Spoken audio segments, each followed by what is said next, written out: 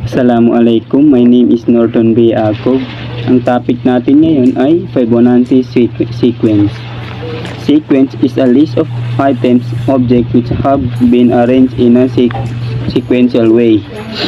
So, ang sequence ay list of items or object na nakaka-arrange in sequential way, meaning may pattern siya.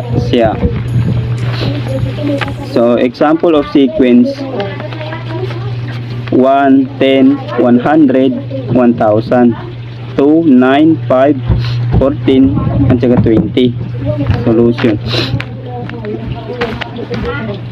1 raised to the power of 1 equals 1. Kaya naging 1 dahil 1 times 1 equals 1. Pangalawa naman, 10 raised to the power of 1 equals 10. 10 raised to the power of 2 equals 100. 10 raised to the power of 3 equals 1,000. Sa 2, 5, 9, 14, 20 naman, 5 minus 2 equals 3. 9 minus 5 equals 4. 14 minus 9 equals 5. 20 minus 14 equals 16. Type of sequence: Fibonacci sequence, arithmetic sequence, geometric sequence, at harmonic sequence. So, ang topic natin ngayon ay Fibonacci sequence.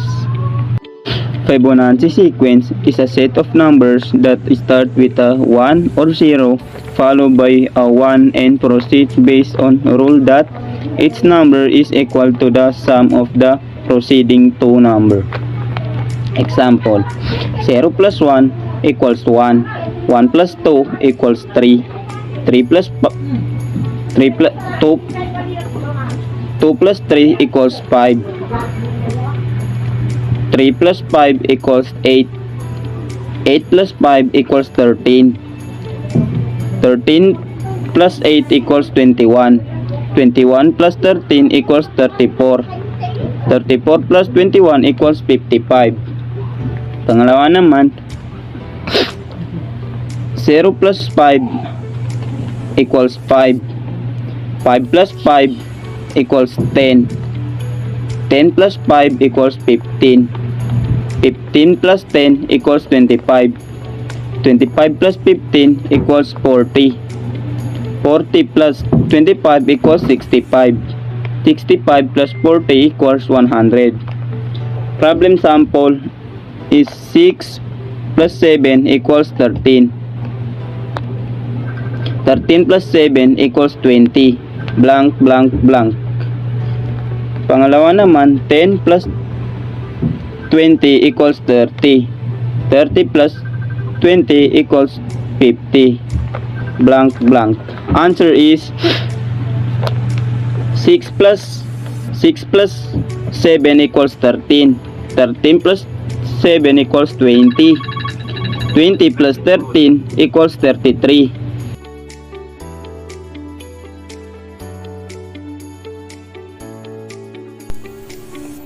So first, what is golden spiral? The golden spiral is a pattern created based on the concept of the golden ratio, a universal law that represents the ideal in all forms of life and matter. In fact, it is often cited as an example of the connection between the laws of mathematics and the structure of living things. This means that you can use this pattern on a particular subject or object. Second, what is golden ratio that I mentioned earlier? The golden ratio is a design concept based on using the Fibonacci sequence to create visually appealing proportions in art, architecture, and graphic design. The proportion, size, and placement of one element compared to another creates a sense of harmony that our subconscious mind is attracted to. Golden ratio helps us to get the next term in the sequence. Later on, I will show you and explain why and how. Third, what is golden rectangle? Golden rectangle is a rectangle whose sides are proportioned according to the golden ratio, which is 1.618. In other words, the long side is 1.618 times the size of the short side, and it is said to be the most attractive rectangle to the human eye.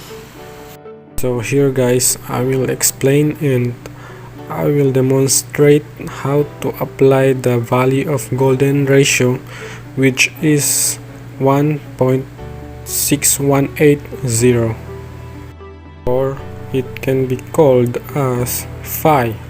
We are familiar with that word. So here, the value of golden ratio can be used to estimate the large number of the sequence. Let's say, gusto natin kunin ang value ng f sub 20. Ito ang f sub 12. Ito ang kanyang formula. F sub 20 approximately of f sub 12. Dito pwede nyo siya palitan ng kahit anong number, basta nasa 2 digits siya. Bawal siya maging 9 pababa. So let's continue. F sub 12 times square root of 5 plus 1 divided by 2 raised to the power of 8. Dahil 12 plus 8 is 20. So here is the next step. 144 times the phi 1.618033989.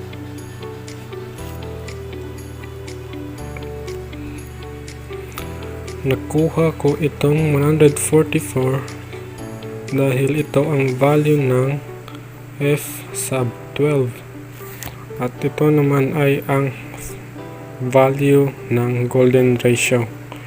Dapat ganito ang kanyang pagkasulat dahil kung hanggang dito lang sa 0, hindi mo ma-estimate ang value ng f sub 20. At ito naman ay formula ng phi or paano kunin ang value ng golden ratio. Kung ikakalculate nyo ito, ang kalalabasan niya ay 6,764.935.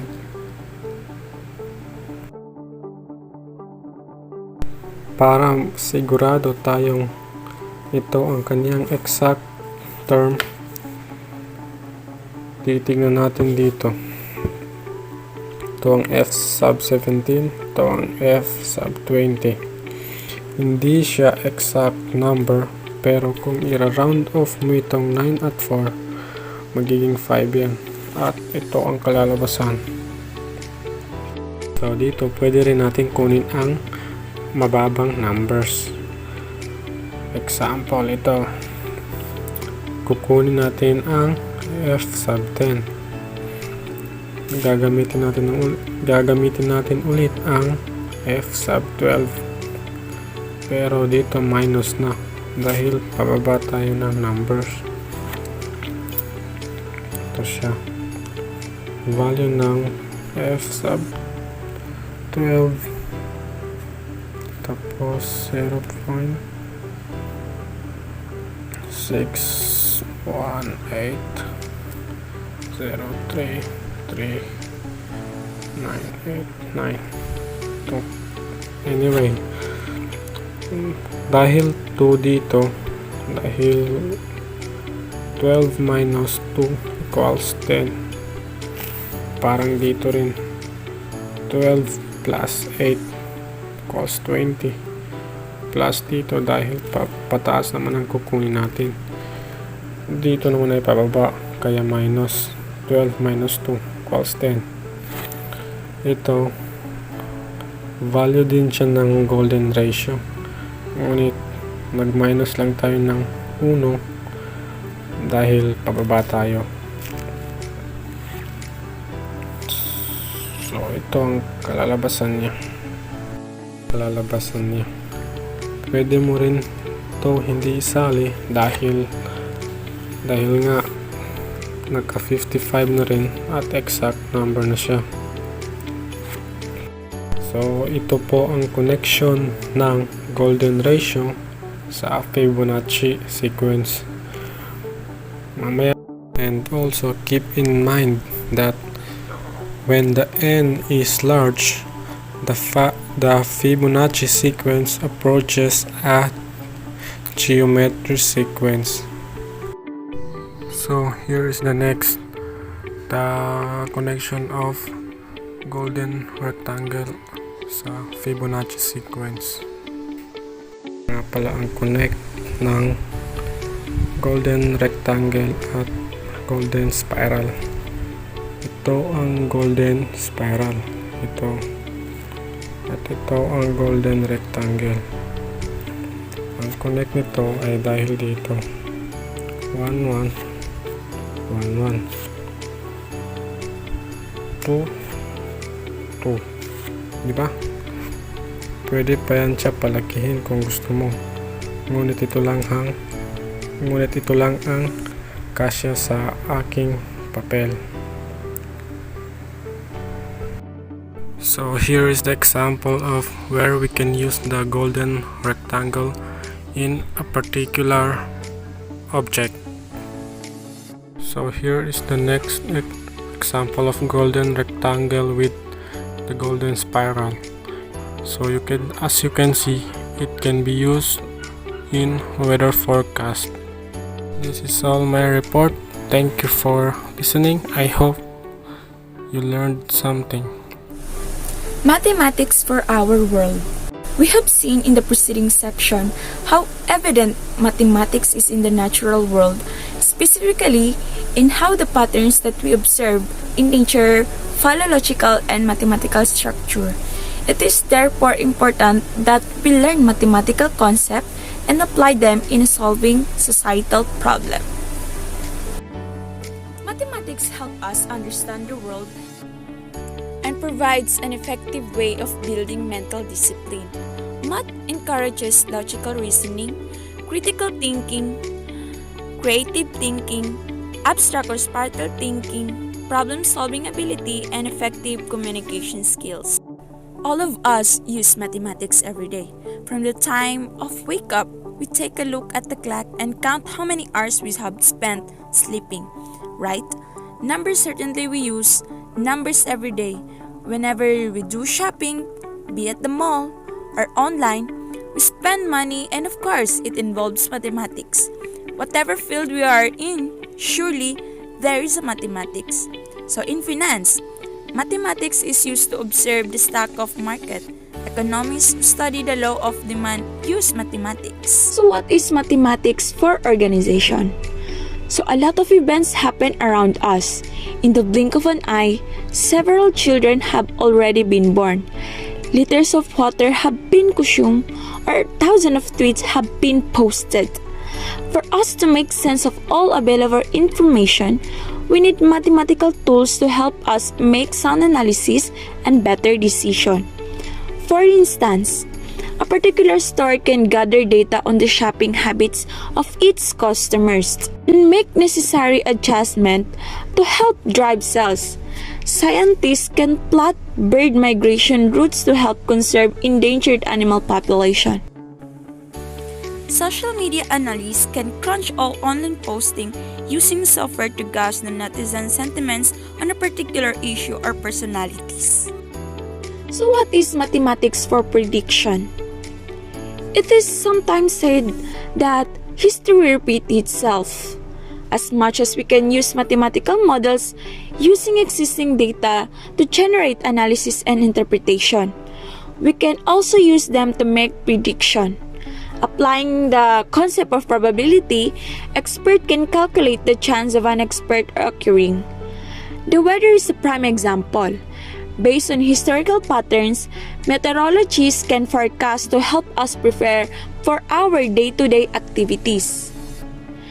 So they can also warn us of weather disturbances that can affect our activities for weeks or months.